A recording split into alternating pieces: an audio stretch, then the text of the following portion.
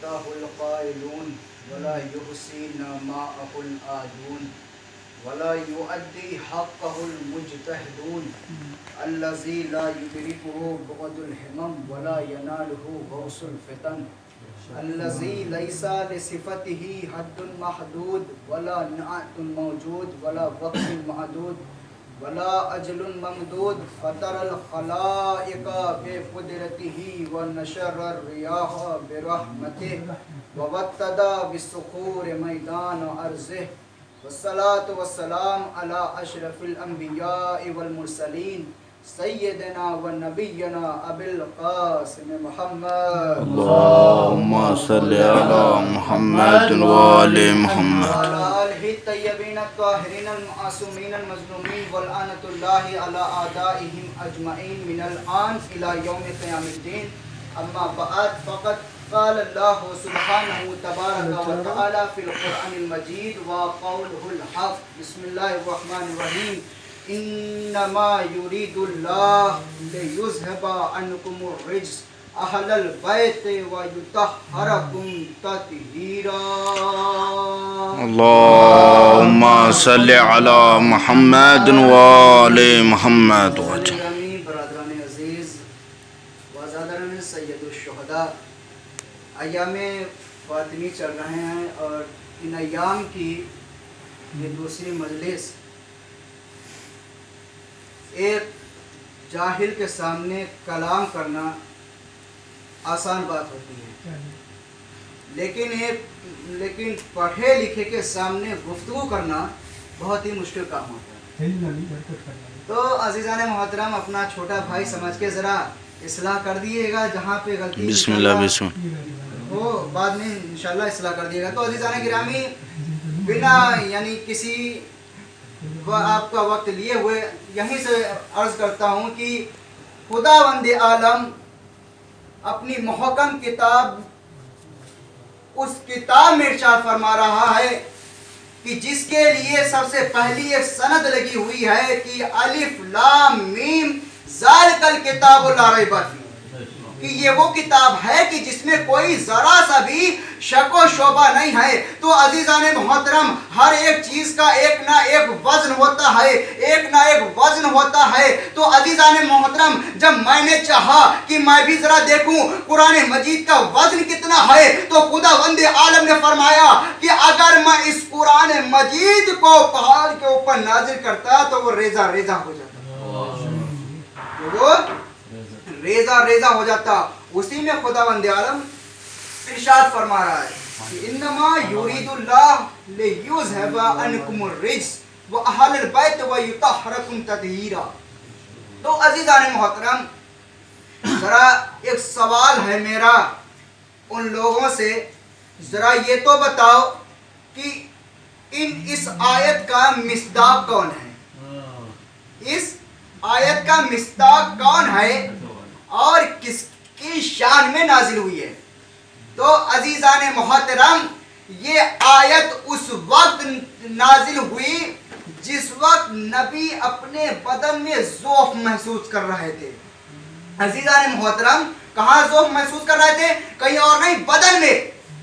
تو عزیزان محترم تصدیق دی، اجازت لے کے گھر میں داخل ہوئے. واقعہ آپ لوگوں کا پورا سنا ہوا ہے، لیکن عزیزان محترم ایک نتیجہ دینا ہے، ایک کچھ دینا ہے آپ لوگوں کو. وہ کیا؟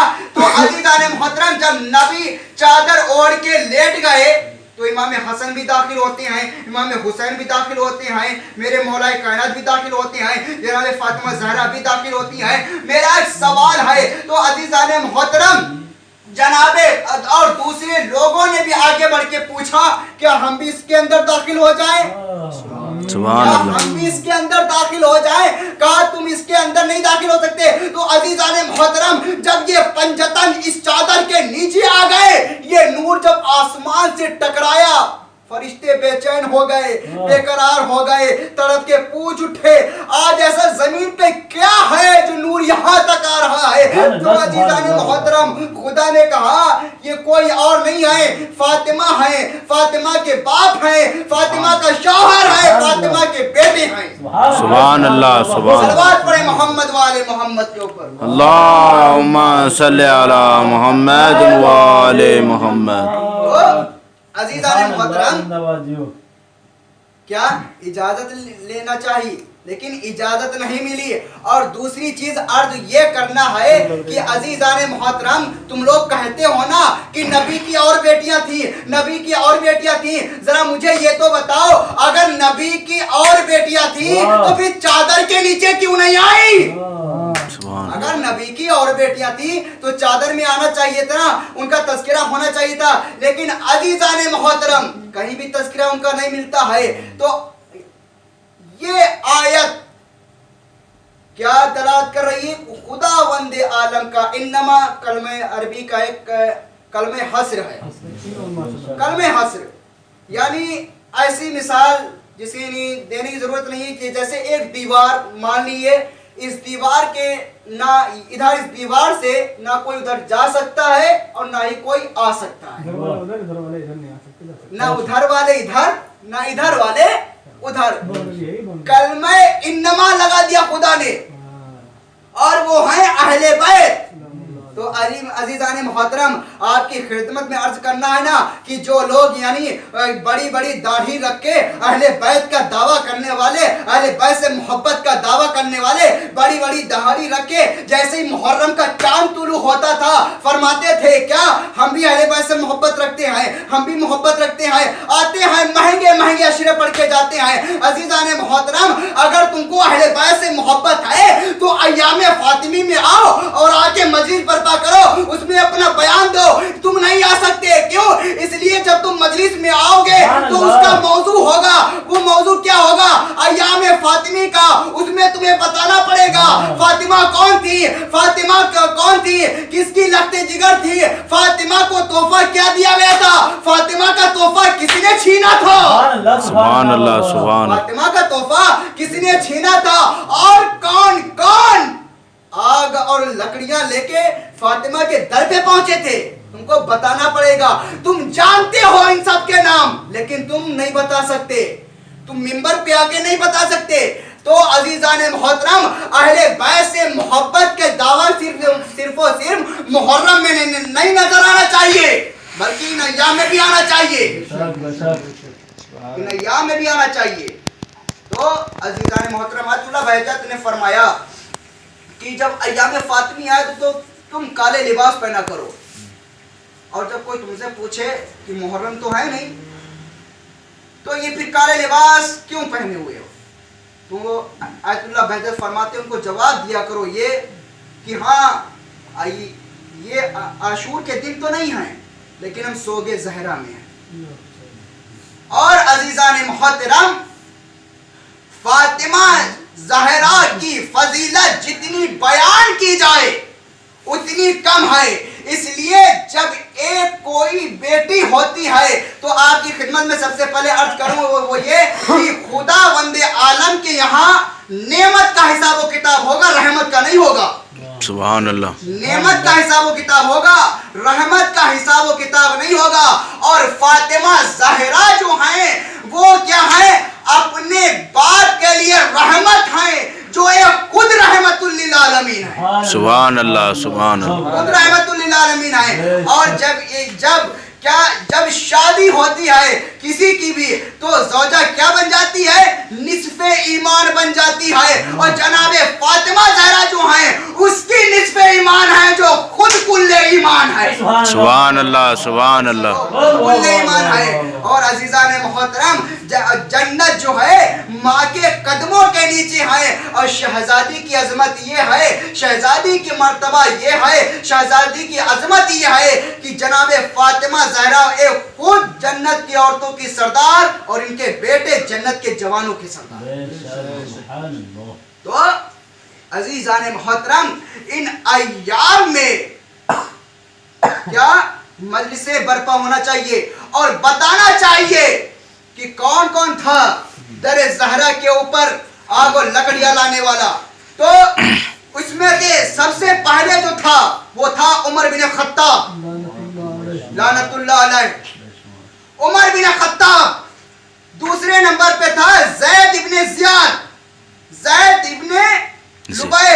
زیاد ابن لبید، یہ دوسرے نمبر پہ کون؟ زیاد ابن لبید. تیسرے نمبر پہ تھا زید ابن ثابت، زید ابن ثابت. اور کون تھا؟ اسید ابن حزیر، اسید ابن حزیر. اور خالد بن ولید، ثابت بن قمیس، محمد بن مسلم. اور کون؟ سلمہ بن اسلم اور سلمہ بن سلامہ. یہ لوگ. اور کس میں نہیں ہے معلوم ہے؟ اہل سنت کی کتاب ہے کہ نام تاریخ یعقوبی ہے، جلد نمبر 2 ہے، صفحہ نمبر 126 ہے، اس میں خود ان کے نام تحریر ہیں. لیکن عزیزان محترم، ان ایام میں تم دعوی محبت چاہے جتنا بھی کرو، لیکن ان ایام میں آ کے اگر تم اہل بیت سے حقیقتاً محبت رکھتے ہو تو تم کو ان ایام میں آ کے بڑی بڑی داڑھی رکھ کے بتانا چاہیے کہ ہم بھی اہل بیت سے محبت رکھتے ہیں. صرف اور صرف خالی عشرہ پڑھ لینے سے، مہنگے مہنگے عشرے پڑھ لینے سے کچھ نہیں ہوتا. اور اب یہیں سے تدبر تفکر جو کرنا چاہیے وہ کرنا چاہیے شیعوں کے لیے. شیعوں کو سوچنا چاہیے، عوام کو سوچنا چاہیے کیا وجہ ہے یہ لوگ نہیں آئے. کیا وجہ ہے بڑی بڑی داڑھی رکھنے والے جو عشرہ پڑھتے تھے مہنگے سے مہنگا، پورا ہال بھرا ہوتا تھا پبلک سے، اب کیوں نہیں آ رہے اسی جگہ؟ جانتے ہیں یہ کہ اگر ہم آئیں گے ہم کو موضوع دیا جائے گا.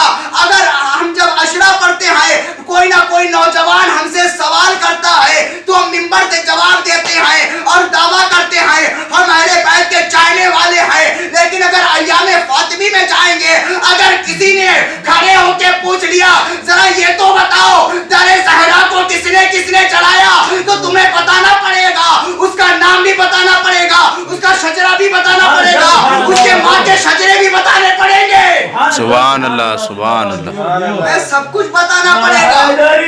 یا علی یا علی، ماشاء اللہ ماشاء اللہ. اللہم صلی علی محمد و آل محمد. جزاک اللہ جزاک اللہ. پڑے گا. اب یہیں سے عوام کو بیدار ہونا چاہیے کہ ہم صرف کیا کرتے ہیں مہنگے سے مہنگے، کیا ارے اہل سنت ہے، اہل بیت کا چاہنے والا ہے، چلو اس کو بلاتے ہیں. اب ہم کو چاہیے اگر وہ چاہنے والا ہے اہل بیت کا تو ان ایام میں جو مومنوں نے دعوت دی تھی اس میں آئے،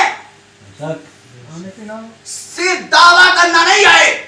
تو عزیزان محترم، جناب فاطمہ زہرا کی عظمت یہ ہے کہ جب یہ آیت انما یرید اللہ جب یہ نازل ہوئی، نبی کا یہ طریقہ رہا تا حیات تک کہ روزانہ در زہرا پہ آ کے سلام کے بعد اس آیت کی تلاوت کیا کرتے تھے. سبحان اللہ سبحان اللہ. اس آیت کی تلاوت کیا کرتے تھے. اور عزیزان محترم، جیسے کہ جناب بھائی علی حیدر صاحب نے کل تذکرہ کیا تھا کہ عرب میں بحث چھڑ گئی کہ عورت کا بہترین زیور کیا ہے. ہر ایک نے اپنی اپنی سوچ کے مطابق بتایا، جس کی جیسی سوچ تھی، جس کی جیسی فکر تھی، اس نے اسی کے مطابق جواب دیا. کیا؟ کسی نے ناک کا بندہ، کسی نے کان کا بندہ، کسی نے بالی، کسی نے کچھ، کسی نے کچھ، کسی نے کچھ، یہی سب بتایا. لیکن جب یہ سوال در زہرا سے ٹکرایا، یا یوں کہوں جب یہ سوال انا مدینۃ العلم جب علی وہاں کے اوپر پہنچا، وہاں پہ جب پوچھا گیا ذرا یہ تو بتائیے کہ عورت کا بہترین زیور کیا ہے، شہزادی نے فرمایا عورت کا سب سے بہترین زیور جو ہے وہ ہے حیا. بے شک بے شک سبحان اللہ، وہ ہے حیا. لیکن عزیزان محترم ایک چیز آپ کو عرض کروں کہ جب یہ عرب میں سوال اٹھا تھا تو جواب ہر کوئی دے رہا تھا لیکن کوئی مطمئن نہیں ہوا تھا. جواب ہر کوئی دے رہا تھا لیکن کوئی بھی مطمئن نہیں ہوا تھا. لیکن جب شہزادی نے عورت کا زیور بتا دیا سب مطمئن ہو گئے. پھر کسی نے نہیں پوچھا عورت کا زیور کیا ہے. تو عزیزان محترم، جناب فاطمہ زہرا کی جتنی عظمت ہے بیان کی جائے اتنی کم ہے. بس آپ کی زحمت کو میں تمام کر رہا ہوں. اس لیے فرش ازا یہ جو ہے میرے لیے رحمت کا سبب ہے. لیکن عزیزان محترم وقت بہت کم ہے، اس لیے خیال رکھنا روزانہ انشاءاللہ ان ایام میں مجلس ہوتی رہے گی۔ شہزادی کی جتنی فضیلت ہے شہزادی نے ویسے ہی جملہ پڑھا ہے، کیا بابا آپ کے بعد مجھ پر اتنے ظلم ہوئے، تصور کریں، سوچیں۔ لیکن اس سے پہلے آپ کی خدمت میں عرض کروں عزیزان محترم کہ جب یہ ماہ محرم الحرام میں جب ہم گریہ کرتے ہیں نا، جب ہم روتے ہیں نا، تو یہ لوگ جو رونے کا بدعت کا فتویٰ بتاتے ہیں یہ صرف و صرف یہ آج کی تاریخ سے نہیں ہے، یہ صرف ان ایام میں نہیں ہے۔ بتائیں ان کے آباء و اجداد کہاں کے تھے؟ نبی کی رحلت کے بعد جناب فاطمہ زہرا اتنا گریہ کرتی تھی اپنے بابا کو یاد کر کے، لا الہ الا اللہ محمد رسول اللہ کا کلمہ پڑھنے والے آگے علی سے کہتے ہیں کہ اے علی فاطمہ سے کہہ دو کہ کم گریہ کیا کریں، ان کے رونے سے مجھے تکلیف ہوتی ہے، میرے بچوں کو تکلیف ہوتی ہے، کیسے ہیں یہ لا الہ الا اللہ محمد رسول اللہ کا کلمہ پڑھنے والے۔ تو عزیزان محترم صرف و صرف تصور کرنے کی شرط ہے اور کچھ نہیں، بیان کرنا وہ کیا جناب فاطمہ زہرا کا جملہ کیسا ہے، یہ ایک عجیب جملہ ہے۔ اگر ایک رات میں ایک بستر پہ جب جائیے گا اس جملے کو سوچئے گا، دیکھیں کتنی گھبراہٹ ہوتی ہے۔ شہزادی کا جملہ کیا کہتا ہے؟ بابا آپ کے بعد مجھ پر اتنے ظلم ہوئے کہ اگر وہ دنوں پہ پڑ جاتے تو وہ رات کی تاریکی میں پڑ جاتے۔ اجرکم الزہرا، خدا تمہیں کوئی غم نہ دے سوائے غم حسین کے۔ عزادارو جناب فاطمہ زہرا کے در کے اوپر یہ لوگ آگ و لکڑیاں لے کے آئے۔ جناب فاطمہ زہرا آگے بڑھی، کیا ہوا؟ کہا علی کو گھر سے باہر نکالو۔ کہا علی کو گھر سے میں باہر نکالوں؟ کہا اگر تم نے علی کو گھر سے باہر نہیں نکالا تو ہم اس گھر میں آگ لگا دیں گے۔ کہا تم اس گھر میں آگ لگا دو گے جس میں چھوٹے چھوٹے حسنین رہتے ہیں، جس میں رسول کے نواسے رہتے ہیں؟ کہا ہم اس گھر میں آگ لگا دیں گے جس میں چھوٹے چھوٹے حسنین رہتے ہیں۔ عزیزان محترم میرا سوال ہے، جو لا الہ الا اللہ محمد رسول اللہ کا کلمہ پڑھنے والے اتنے لوگ موجود تھے تو پھر دفاع کرنے کے لیے کیوں نہیں آئے تھے، کیوں نہیں بچانے کے لیے آئے تھے؟ تو عزیزان محترم جناب فاطمہ زہرا نے جب یہ سوال کیا، لیکن عزیزان محترم ادھر سے جواب یہی آیا، اگر تم نے دروازہ نہیں کھولا تو ہم اس گھر میں آگ لگا دیں گے۔ عزیزان محترم ان لوگوں نے کیا کیا؟ آگ اور لکڑیاں جمع کی، آگ اور لکڑیاں جمع کرنے کے بعد در زہرا میں آگ لگا دی۔ در زہرا میں آگ کا لگنا تھا۔ عزیزان محترم جملہ سنیے گا، جناب فاطمہ زہرا دروازے کے پیچھے آئے اور جناب فاطمہ زہرا کے پیچھے ایک دیوار ہے، جلتا ہوا دروازہ ہے، ادھر یہ لائن عمر بن خطاب لعنت اللہ علیہ آگے بڑھا، اس نے در زہرا کے اوپر اپنا پیر مارا، جلتا ہوا دروازہ شہزادی کے اوپر گرا، آواز دی اے فضا میری مدد کو دوڑو، مؤذن شہید ہو گئے۔ اجرکم الزہرا، خدا تمہیں کوئی غم نہ دے سوائے غم حسین کے۔ عزادارو معلوم ہے ایک تصور کرنا، صرف و صرف دروازے میں صرف و صرف لکڑیاں نہیں ہوتی ہیں، دروازے میں صرف و صرف لکڑیاں نہیں ہوتی ہیں۔ عزادارو معلوم ہے ان دروازوں میں میخیں بھی تھی، ان دروازوں میں کیلیں بھی تھی۔ عزادارو جملہ سنیے گا، جب شہزادی کے اوپر جلتا ہوا دروازہ گرا ہے نا تو صرف دروازہ نہیں گرا، ارے جلتی ہوئی میخیں شہزادی کی پسلیوں میں چھپ گئی۔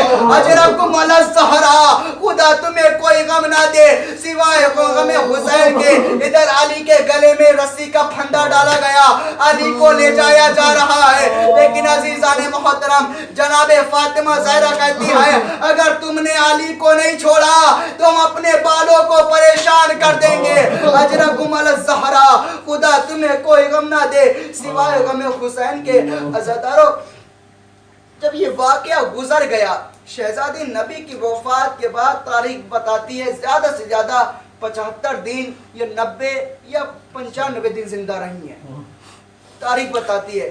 لیکن عزیزان محترم لیکن کبھی بھی جناب فاطمہ زہرا نے کسی بات کا شکوہ نہیں کیا علی سے۔ ایک دن کیا ہوا، مولا کائنات گھر میں داخل ہوئے، کیا دیکھا شہزادی نماز پڑھ رہی ہیں لیکن تکبیرۃ الاحرام کے لیے صرف ایک ہی ہاتھ اٹھا رہی ہے۔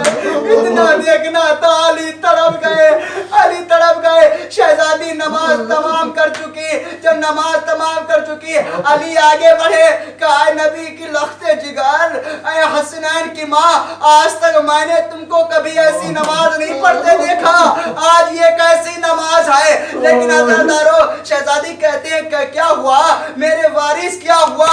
کیا نماز میں کوئی غلطی ہو گئی؟ کیا نماز میں جب تم نے تکبیرۃ الاحرام کہا تو ایک ہی ہاتھ کیوں اٹھایا؟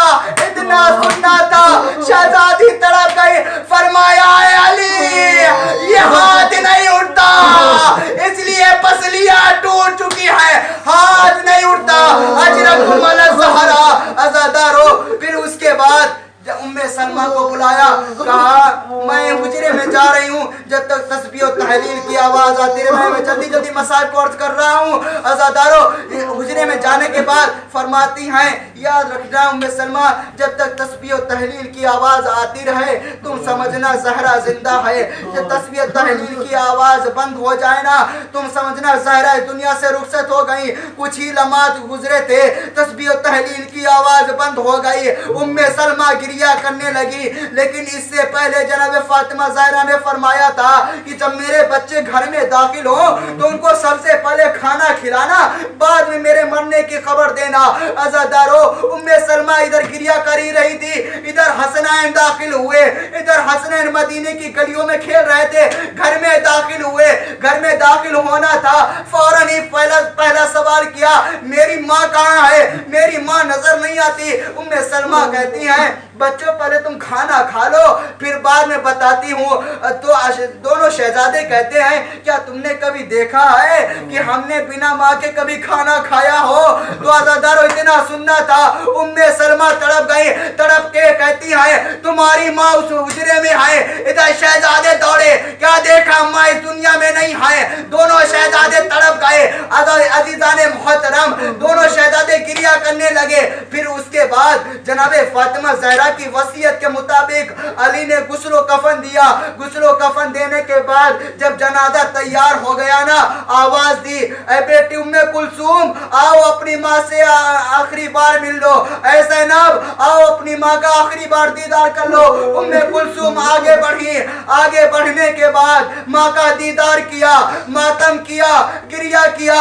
زینب آگے بڑھی، گریا کیا، تبھی امام حسن کو دیکھا، کہا بیٹا حسن تم بھی آؤ اپنی ماں کا آخری دیدار کر لو۔ امام حسن آگے بڑھے، اتنے میں کیا دیکھا علی نے کہ ایک کمسن بچہ ایک کونے میں کھڑا ہوا ہے، ایک کمسن بچہ حسین ایک کونے میں کھڑے ہوئے ہیں۔ تبھی علی نے کہا حسین تم بھی اپنی ماں سے مل لو۔ تبھی فوراً فرمایا اے بابا کیا کبھی تم نے دیکھا ہے کہ جب تک مجھے ماں نے نہیں بلایا میں اپنی ماں کے قریب نہیں گیا؟ ارے اتنا سننا تھا، بندے کفن ٹوٹ گئے، دو ہاتھ برآمد ہوئے، آواز آئی اے میرے حسین آجا، آجا میرے لال آجا۔ ادھر حسین دوڑے، سینے سے لگے، آواز دی اور کہا اے اماں آج میں نے آج یہاں آپ نے بلایا، روزے عاشور میں کربلا کے میدان میں جب تم کو آواز دوں گا تم وہاں بھی چلی آنا۔ آواز آئی ہے بیٹا حسین، کہاں جائے آخر بیابان ہر سو، شکستہ ہے پہلو اکیلی ہے زہرا۔ کہاں جائے آخر بیابان ہر سو، شکستہ ہے پہلو اکیلی ہے زہرا۔